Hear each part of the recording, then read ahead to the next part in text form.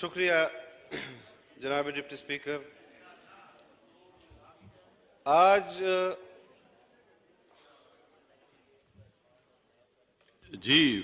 آج پاکستان کے ایک ایسے وزیر اعظم نے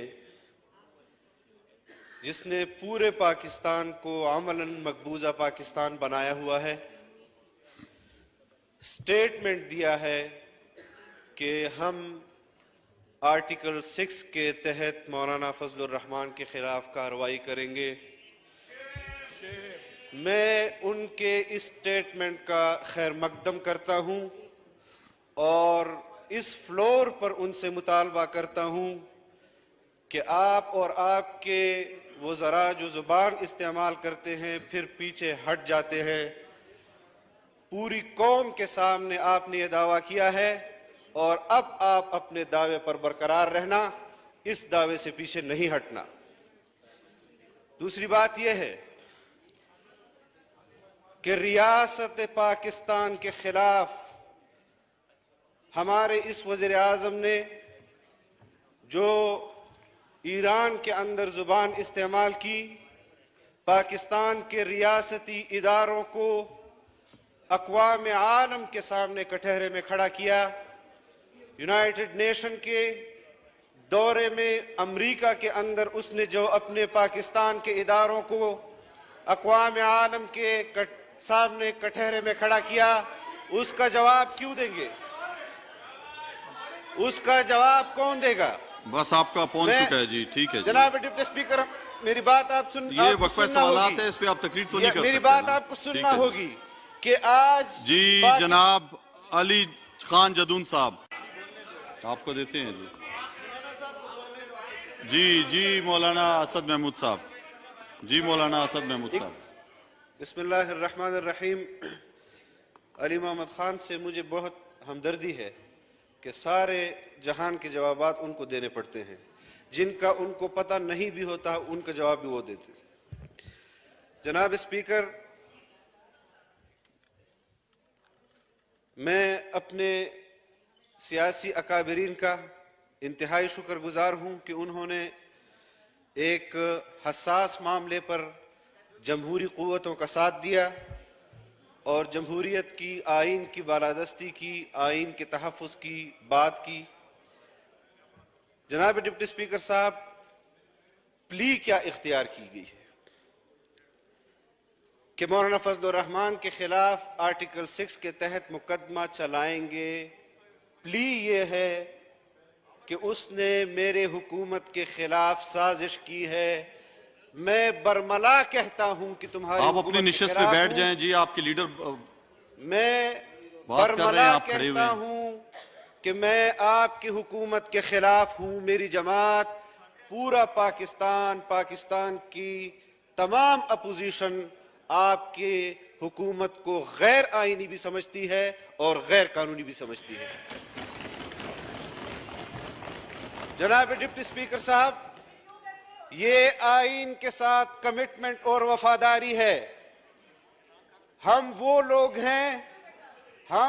لوگ ہیں کہ جو بچ بچا کر آپ کی دھاندلی سے اس ایوان میں پہنچے ہیں، اور یہ اللہ کا احسان ہے کہ اللہ نے ہمیں توفیق دی ہے کہ آپ جیسے غیر جمہوری ہتھ کنڈوں سے آنے والے لوگوں کا راستہ ہم آج روک رہے ہیں.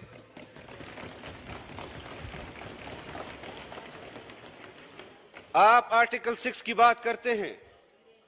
اس آئین کو بنانے میں میرے جد امجد نے دستخط کیے، اس بلاول بھٹو نے، اس کی والدہ نے اپنی جان کی شہادت دی، جس کو آپ غدار کہتے ہیں. آپ نے میاں نواز شریف کو گلے سے پکڑ کر جیل میں ڈالا. 2/3 اکثریت لے کر بھی وہ یہاں آیا تو آپ نے اس کو تسلیم نہیں کیا. احتساب کے نام پر آپ نے اس ملک کے جمہوری قوتوں کو گھر بھیجا. عوام نے پھر اس ایوان میں ان کو لا کر کھڑا کیا، اور انشاءاللہ یہی مقدر اس ایوان کا اور اس پاکستان کا ہے. ہم سمجھتے ہیں کہ ہمارے آباء و اجداد نے 70 سال سے اس ملک میں جمہوریت کے لیے کوشش کی ہے، اور ہم آج بھی اس جمہوریت کے لیے کوشش کر رہے ہیں۔ ہم نے جائیدادیں نہیں بنائی۔ میں حلفاً کہتا ہوں کہ پورے پاکستان میں کوئی ایک جاگیر بھی میرے نام سے یا میرے والد کے نام سے پاکستان میں آپ ہمیں دکھا دیں۔ اگر کسی کی ہے ہمیں اس پر کوئی اعتراض نہیں، اگر کسی کی جائیداد ہے، حق حلال کی ہے، ہمیں اس پر کوئی اعتراض نہیں، لیکن یہ احتساب کے چاچے مامے بن جاتے ہیں۔ ان کو احتساب کس کی بات کر رہے ہیں؟ امور کشمیر کے چیئرمین اور امور کشمیر کا جو آپ کا وزیر ہے، آپ کے پارٹی کے اپنے وزیر کے قتل کا مقدمہ آپ کے وزیر کے اوپر ہے، کیوں اس کو پاکستان کی کابینٹ میں آپ نے بٹھایا ہے؟ میں نہیں چاہتا کہ میں کسی کے ذاتی کردار کے حوالے سے بات کروں۔ میں ایک نظریاتی کارکن ہوں، نظریاتی پارٹی کا کارکن ہوں، اور میں نظریات کی بات کرتا ہوں۔ میں نے کبھی آپ کی قیادت کے بارے میں لاس اینجلس کی بات نہیں کی ہے، کیلیفورنیا کی بات نہیں کی ہے۔ ہمیں مجبور نہ کیا جائے۔ ایک حد میں سیاسی طور پر آپ مقابلہ کریں، ہم مقابلہ کرنے کے لیے تیار ہیں۔ شرم آ رہی ہے مجھے آج آپ کے اس حوالے سے بات کرتے ہوئے بھی کہ میں آپ کے اس کردار کا نام بھی یہاں پر لے رہا ہوں۔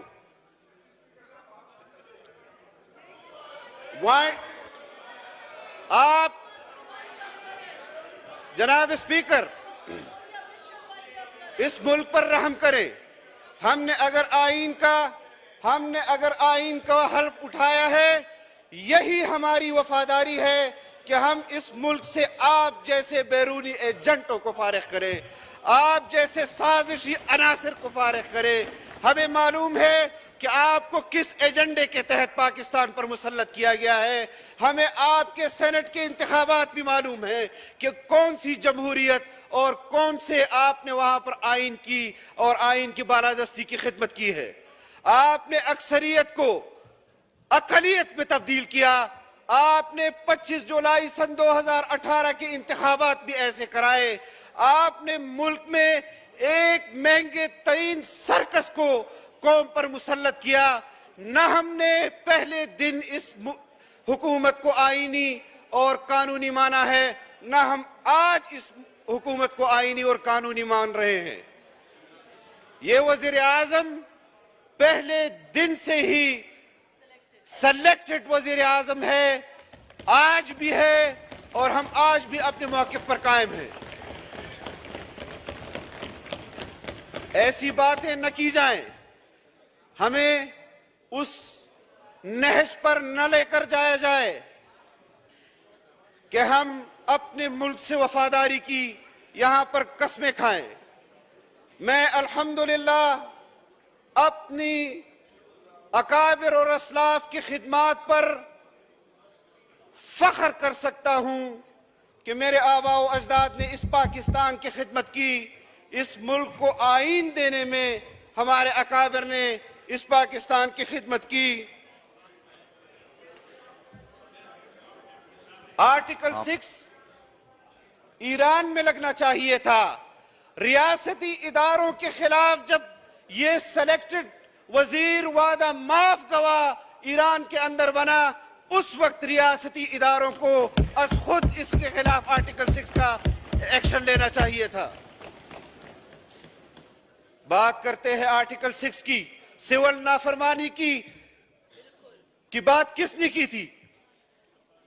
ملک کے بل کس نے جلائے تھے؟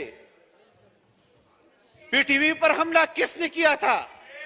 اس پارلیمنٹ پر حملہ کس نے کیا تھا؟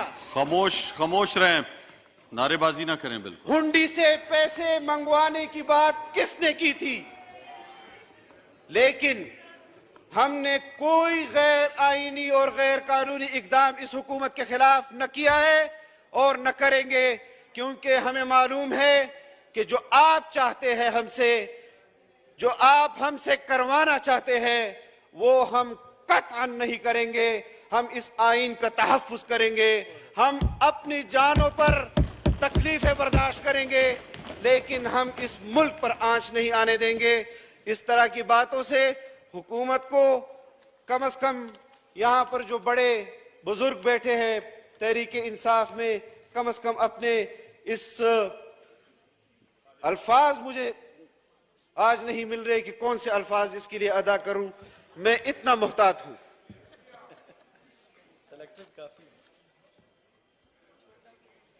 मैं तमाम अपोजिशन का शुक्रिया जी। जिन्होंने इस मामले में हमारा साथ दिया इंतहाई शुक्रगुजार हूं, और इस किस्म के इस किस्म के जो इल्जामात लगाए जा रहे हैं हम उसका इससे भी ज्यादा रद्द अमल देंगे अगर इसके बाद उन्होंने इस किस्म की गुफ्तगू। शुक्रिया जी।